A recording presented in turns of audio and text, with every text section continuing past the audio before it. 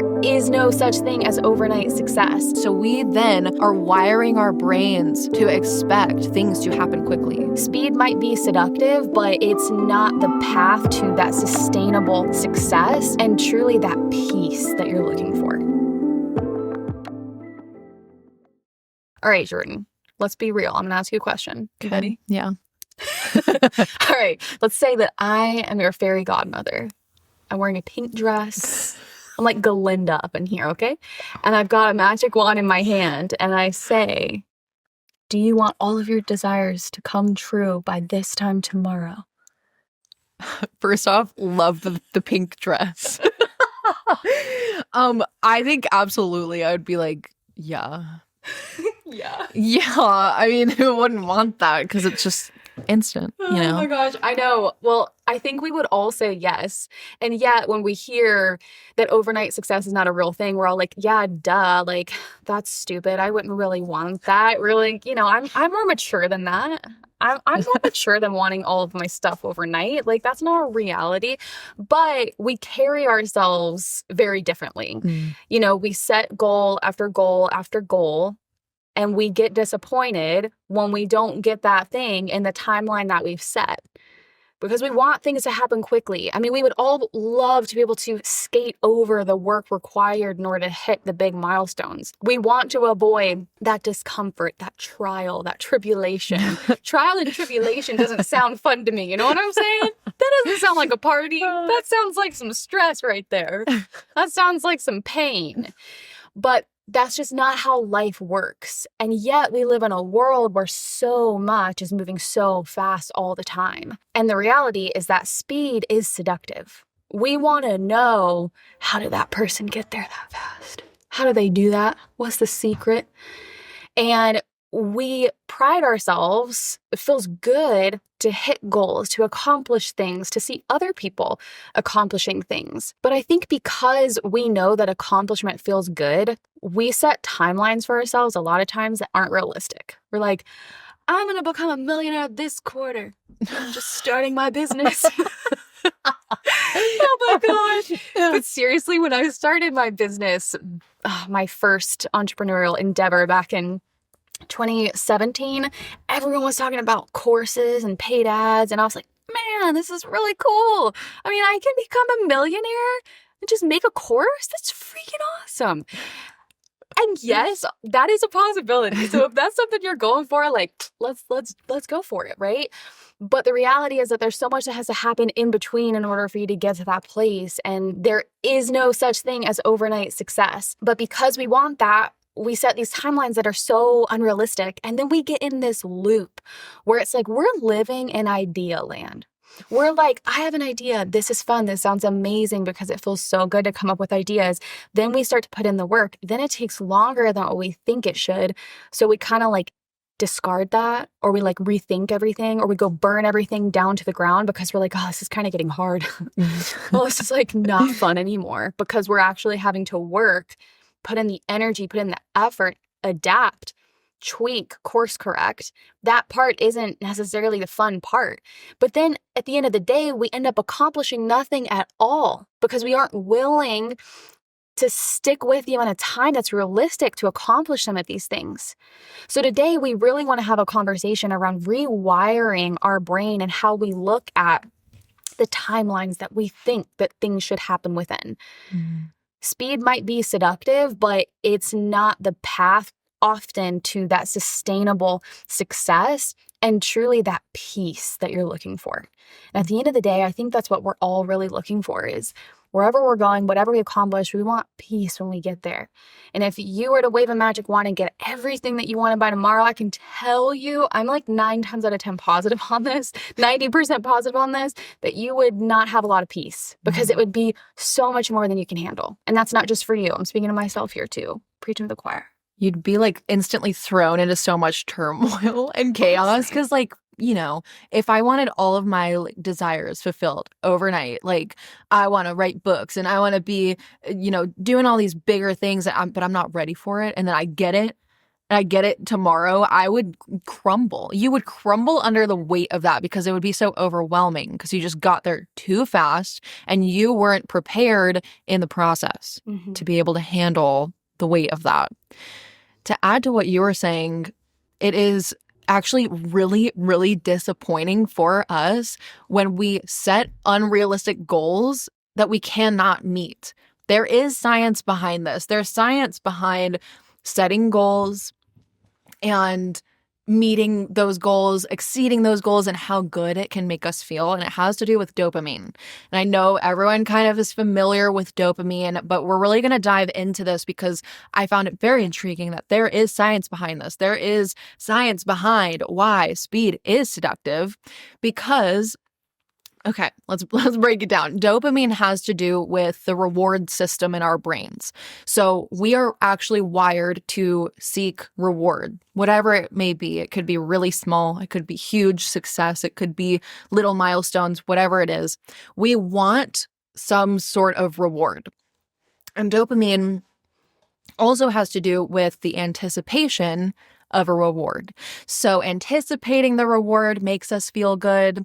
Receiving whatever the reward is, hitting the goal, achieving a certain level of success literally makes us feel good because it sets off the dopamine in our brains. We get a surge of dopamine when we come up with a new idea.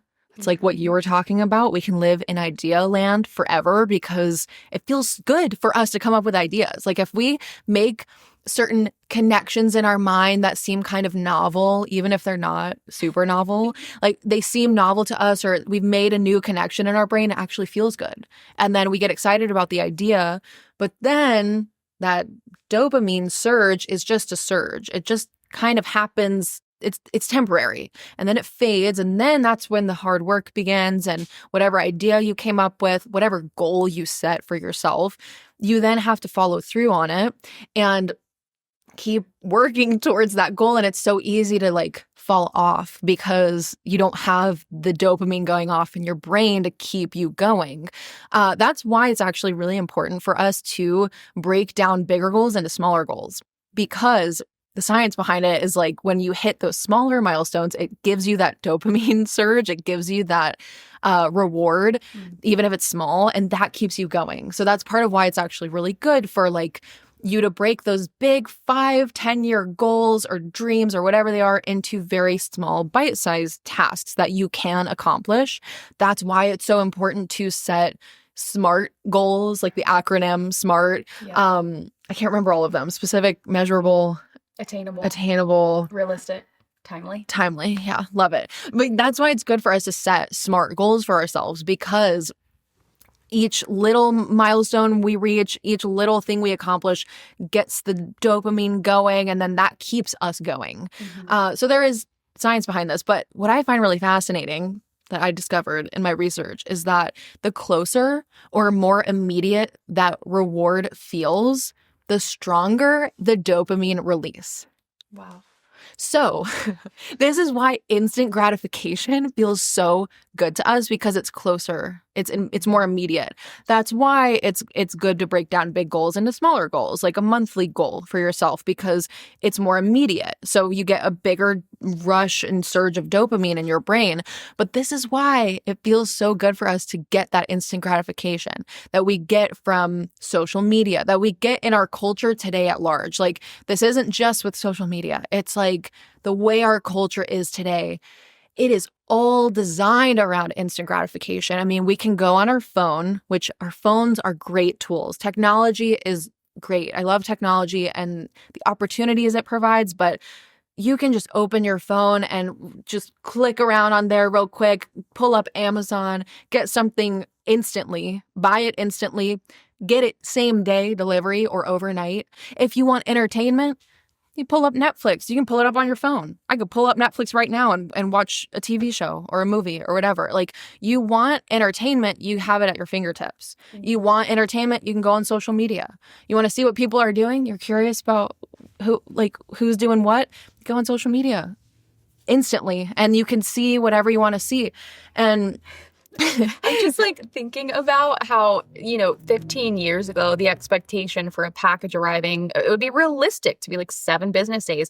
Mhm. Meanwhile, last week, I'm like, I did my face wash. What do you mean it's not going to be here tomorrow? Like, I am angered by this. And then we find ourselves in living in the real world. We're working on our business. We're like, what do you mean it's going to take me years to accomplish this thing? That will never do. Like, this will never do. I'm angered by this. That's annoying. So we burn things to the ground because it doesn't feel good to have to keep working longer than you thought that you should because you just want it now because that's the culture we live in. Yeah. We want success, or we want to hit the goal, or we want whatever it is like quickly. We want it to happen fast because it actually would feel good for us to have it happen quickly. That's why like fast success stories stand out to us so much, because you see someone skyrocket to like fame or super crazy levels of success in their business or whatever it is, and it seemingly happened really fast, or maybe it did happen really fast. Maybe someone had some sort of rare overnight success where they got really big very quickly, that which to me is more of a unicorn situation. That is not normal. But we see it happen so fast for someone else, and we want that for ourselves because, first off, it's minimal effort and a big reward. Minimal effort on our part, big reward, and a big emotional payoff as well, because when we receive whatever it is and we receive it fast, we get the rush of dopamine in our brain. Like, it's just so crazy to me to think about how our brains are wired and how our culture today is like, not really good for this. Like, we want everything so fast, and then it affects everything else. It affects your approach to business. It affects your approach in relationships and friendships. You want to talk to a friend and you can just text them instantly without giving it a second thought. And if they're around, they'll text you right back. And it's just that instant gratification. So we then are wiring our brains to expect things to happen quickly. Yeah. We want it to happen quickly because it feels easier. It feels like it takes less of us, less effort, less work, whatever. It takes less effort, and then we get this big payoff. We get this big reward for it. And instead of what I think it really should be is that we focus on like slow and steady progress. Instead of trying to get there super fast, we like embrace the process. We trust the process. But yeah, it's just crazy how our culture today is so expectant of things to happen so fast. And then it's really unfortunate because it affects how we approach everything, and it affects how we approach business. And then we have these unrealistic expectations that don't get met. And then you want to know what happens when that happens? Dopamine plummets in our brains. Like, there's a concept in neuroscience called reward prediction error. And it's when our brains predict a reward, when the outcome is better than expected, dopamine like fires off in our brains. It's like, yes, like, wow, this is better than I thought it would be. That's amazing. Like, scientifically, this is what is going on in our brains.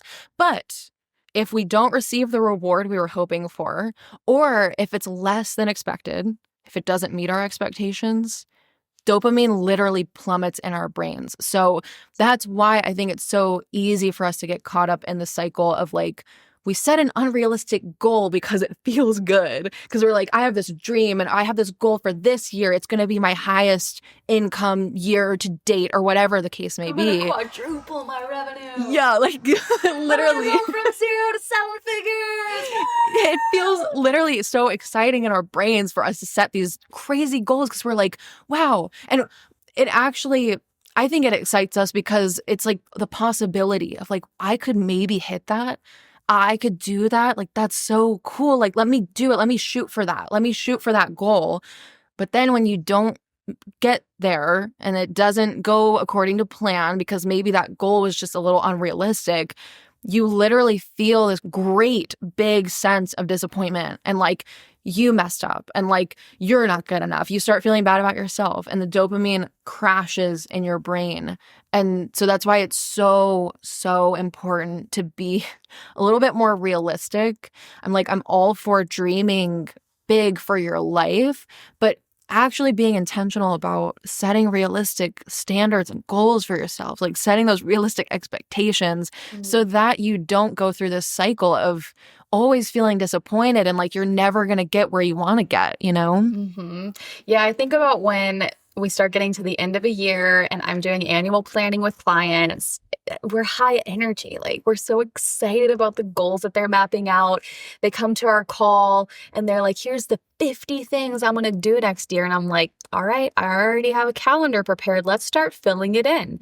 Where do we want to put this and this and this? So we get to 15 items and they're like, whoa, like that's too much. Or, whoa, this is going to be way more than I thought it was going to be. Or maybe they bring an income goal and I say, okay, let's map out how we would actually accomplish this. What offers are we promoting? What are we charging? What's your capacity? Let's see how this all shakes out. And then they quickly realize, wow, that might be a little too high for a 365-day period. Or they're cool with it, but the expectation is that you're going to put in more work. It's going to come with more responsibility. And I think that's something we have to remember a lot of times when we're online and we're seeing things happen perhaps quicker for some people. You need to understand the difference between your life and their life. And this is really applicable for those of you who are moms, or maybe you're working another job and this is your side hustle right now. What does your life look like? And how do you want to go about hitting the goals that you have? Like, do you want to go at a slow and steady pace? Do you want to go at a faster pace? You may say, I want to go at a faster pace, but often with a decreased timeline is going to come more work, more late nights, more hours. Now, it's not all the time, but quite often that's what it's going to equate to. So you have to really get a grip on, if this is the goal and this sounds great and fun and exciting, all right, what responsibility comes with it? What does it actually look like to get there? Let's look at that and make sure that that matches the reality of your life. If you are a mom of 4, and let's say you're a single mom and you look at someone else who is a single woman, maybe she's 27, 28, and she's doing all these things in her business every single day. Every month there's a new milestone. Every quarter there's a photo shoot. We got all the things rolling. That's not a realistic comparison. That lifestyle is very different from your lifestyle. So obviously we should just uproot any comparison in general, but just to provide you with an example, we have to start painting a picture for not just the fun goal, but what responsibility comes with it. What is your day-to-day going to need? What is that going to need to look like in order for you to get there? And kind of like just get a grip on that dopamine a little bit. Gets a little out of hand there and just like too excited. Woo, let's go. It's like, all right, we're going to bring that energy, but like, let's look at the facts over here too. Mm-hmm. Yeah, we have to like rewire our brains. Like we are just too caught up in wanting things quickly in every capacity of life. Like, and our culture kind of promotes this. Social media kind of promotes this behavior. You know, for example, like Instagram, YouTube, TikTok, whatever it is, like there's instant feedback, like likes, comments, shares. You get that feedback instantly when you post something. You may not have to put in that much effort and you get really high visibility opportunities, especially on TikTok. I feel like TikTok and YouTube are great for that. But then there's also that aspect of, which I really don't like, and it bothers me so much, but the random intermittent rewards on social media. Let me break this down. You never know which post of yours might get more views. You never know. So it's kind of like gambling. And I feel like that's a great way to see social media and the way that it's set up right now. A lot of these apps, it is kind of a gamble and it keeps you wanting to go back for more. You want to post more because maybe you'll get a reward. Maybe you'll get more views on this. And so it keeps you coming back as a poster. And it also keeps you coming back as a consumer to see, well, how are other people's posts performing and what are they sharing? And it's just instant feedback, instant rewards, like at our fingertips. Mm-hmm. And I feel like we have to be really cautious not to carry this energy into other areas of our lives, mm-hmm. and to sort of restructure or reimagine what it actually looks like to set goals for ourselves, to dream and to have dreams and desires for our future and what that's supposed to look like, instead of expecting it to happen quickly. Mm-hmm. Because like I said earlier, those are like unicorn situations. They're very rare. And unlikely to happen.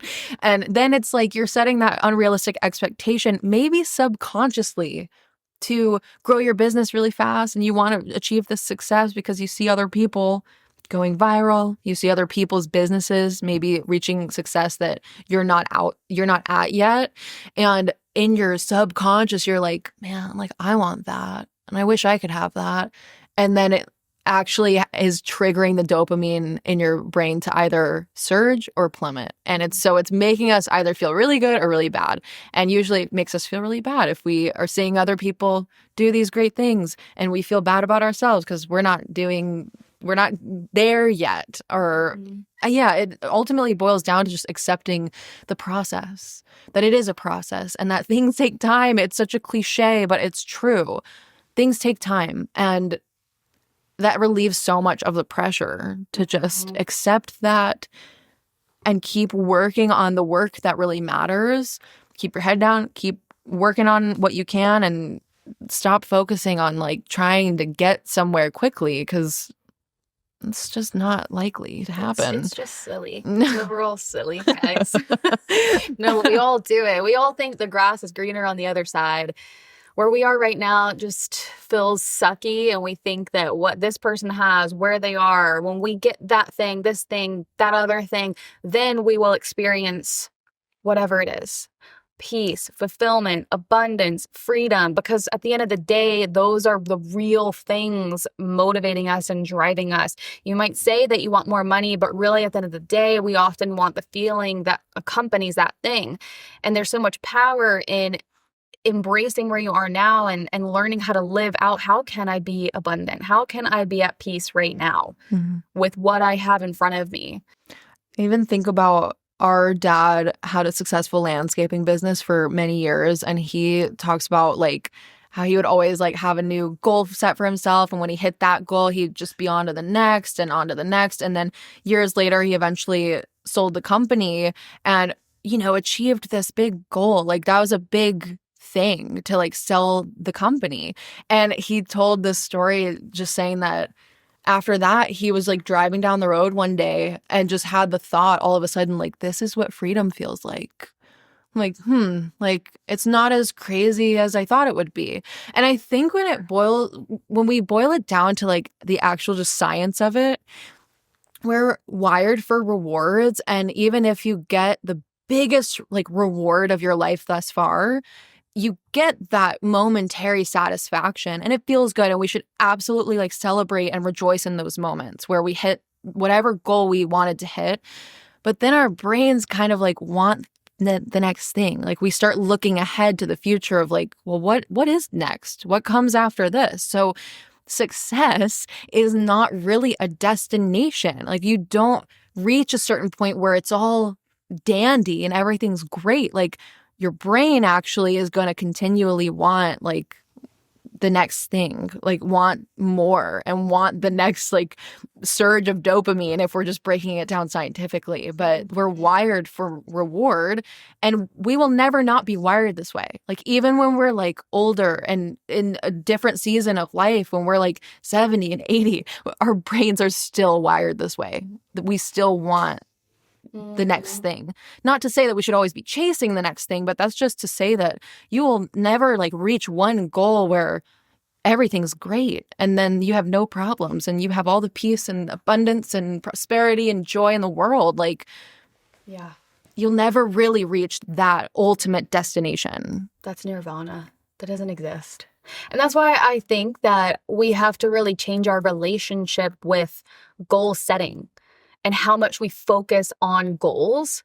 Because I think at the end of the day, it isn't really about achieving goals. It's about remaining devoted to your work, to the work that you're meant to be doing. And that's why so many people talk about what's your vision, what's your why. We've been talking a lot about your calling and the substance and the deeper work that you're here to do, because that's the stuff that really needs to be driving you. That's what you need to be focused on and devoted to every single day. But a lot of times in our society, like the goals, that's what's top of mind for us every single day. That's driving our every move. That's what we're focusing on when we wake up in the morning. We're focused on these short short-term goals because we know that we're going to get that surge of dopamine. It's going to feel really good when we get there. But pursuing goals, at the end of the day, the fact is it is about the outcome.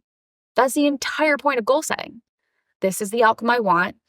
Here's how I'm going to get it. We plan it out. That's the goal. When we get there, we do it again and again and again. But this is all about the destination and paying attention to the metrics. And it gives us that validation. It makes us feel really good. But that can lead us to be a little bit more like panicky and frantic. And like we're in this state of just chasing all the time because we're so fixated on the goals this month, this quarter, this year. But when we shift our focus and we actually think more about devotion to the work that we're here to do, then that conversation is entirely different. It's not about an outcome. It's not about a destination. It's about the responsibility that's in front of you. It's about having a reverence, a respect for your work. And I don't see this talked about a lot in entrepreneurship, especially on social media. It's all about, here's 7 ways to go viral. Here's how to have this outcome overnight. Here's how I hit 6 figures in 6 months, right? It's all about the numbers. It's all about the timeline. It's all about how you can get where you want to go as fast as possible with the least amount of effort. And it's all a lie. Okay. I will rephrase that statement because some people have had those types of success, but the fast success myth is a lie. There are unicorn situations, but this narrative that's painted online, I'm not saying that everyone's like out there trying to lie, but the larger picture that it's painting is a lie that we've given into. And again, we make it so much about accomplishing and achieving this goal after this goal after this goal, but we end up getting there and then we're like empty. We're like kind of hollow. We're just kind of like, that's not what I thought this would feel like. And then Jordan just confirmed that when that happens, dopamine plummets. Yeah. And then we just do it all over again. And we're just chasing. So I think there has to be a balance here because, of course, if you're in business, you've got to have goals. You've got to have a way to measure your efforts. I teach this to our students. I preach this. But what I'm suggesting is that when you wake up in the morning, what you focus on day over day, what if that was more about the devotion to your work and having a reverence for the calling that you're here to pursue and live out, the work that you're meant to embody, the people that you're meant to impact?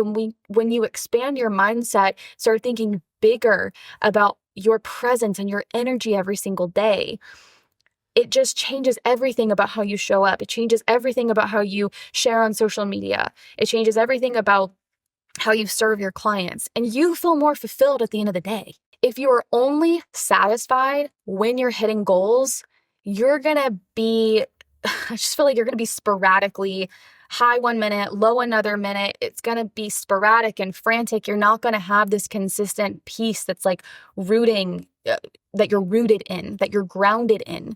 But when you are devoted, you can actually experience a sense of fulfillment, I believe, every single day. Even when things aren't perfect, even when you're so far off from that other goal, even when you failed, even when you missed this goal, even when the worst possible thing happened that could possibly ever in the world happen, you somehow can still have a sense of fulfillment because you're just showing up with the intention to honor the work in front of you. Something we've been talking about this season over and over and over again is this concept of stewardship, stewarding the things that are in front of you right now versus chasing and having that mentality of the grass is greener on this other side and I need to move quickly and I need to get there and I need to do this thing.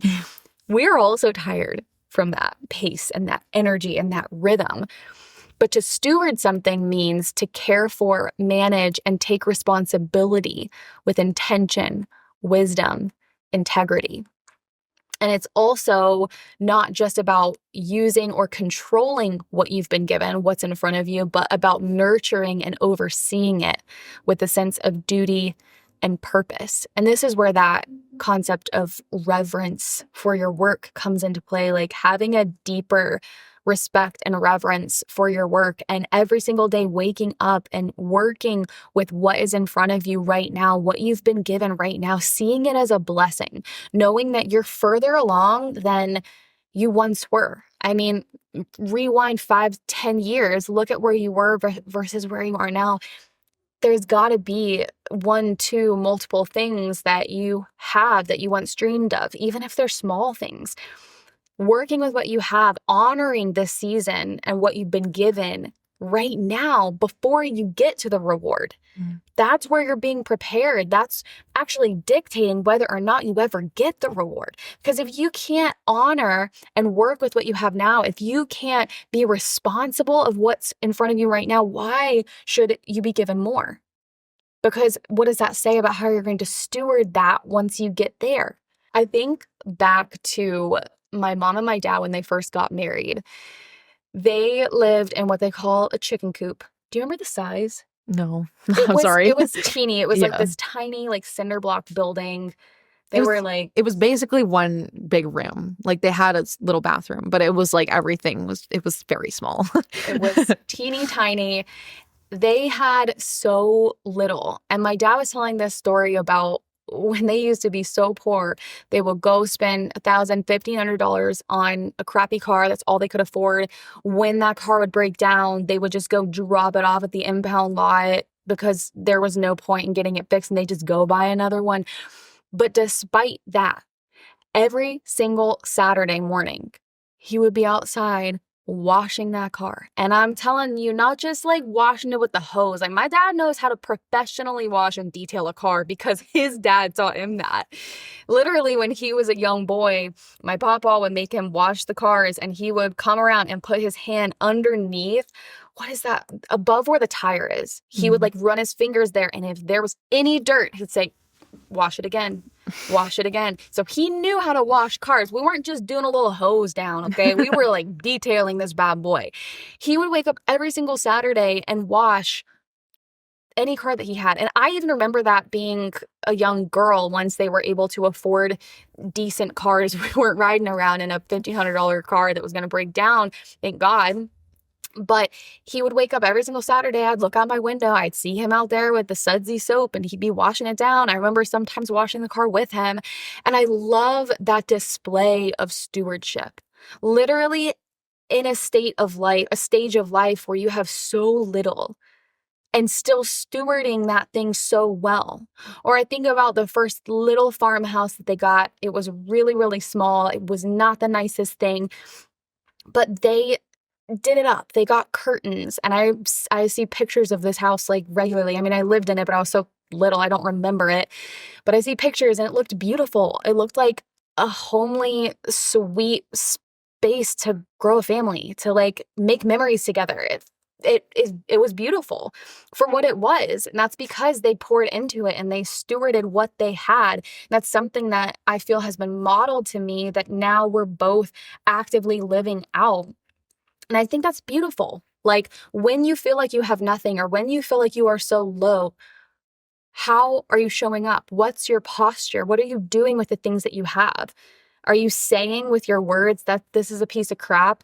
I'm not gonna wash this car. Whatever, I'll wait till I get a really nice one. No, how you show up now actually really matters. Yeah. Because like exactly what you just said, if you're not doing it now, what makes you think you're going to do it when you get the nicer car? You're like, I'll just wash this car and take care of the car I get when it's like a nicer one.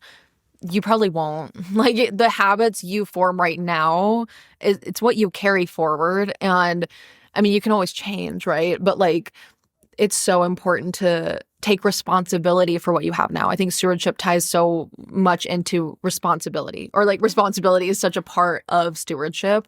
Like you have some level of responsibility right now in your business, for example. Like maybe you're not where you want to be in your business. Maybe you have bigger dreams and goals for what you want to do here, but like you already have a level of responsibility right now. And what are you doing with that? Like, are you stewarding it well right now? Because that will inform how you steward it in the future as it grows, or if it grows at all, like to where you want it to be. So basically just doing what you can with what you have right now is the most important thing, because we only have right now. We have goals and dreams for our future, and I do hope and believe for like a beautiful future for all of us, but we only have this present moment. We only have today. And if you're not stewarding it well, what makes you think you're going to do that in the future? Yeah, we have zero control of the future. There's just like a bunch of what ifs.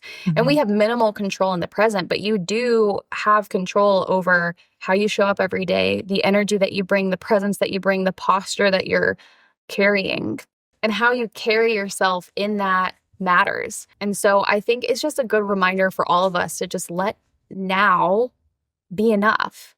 Use the things that you've been given, use the skill sets that you have, the business that you have, the clients that you have to fulfill your purpose right now, to honor your calling, to do the work. Do what you can right now with what you have, and that will be honored. Mm. That will be blessed. You can't multiply zero. Zero is just going to be zero, zero, zero, zero, zero. So think about that concept, honoring the little that you have right now, that will be honored and that will be multiplied. Then you're working with something that can be multiplied. I believe that if you honor what you have now, you're going to receive so much of the desire that you have because you're being a good steward, because you're showing that you can be trusted with the responsibility that you have now, and therefore you can be trusted with that which you desire in the future. You'll be a good steward now, and you will be a good steward then.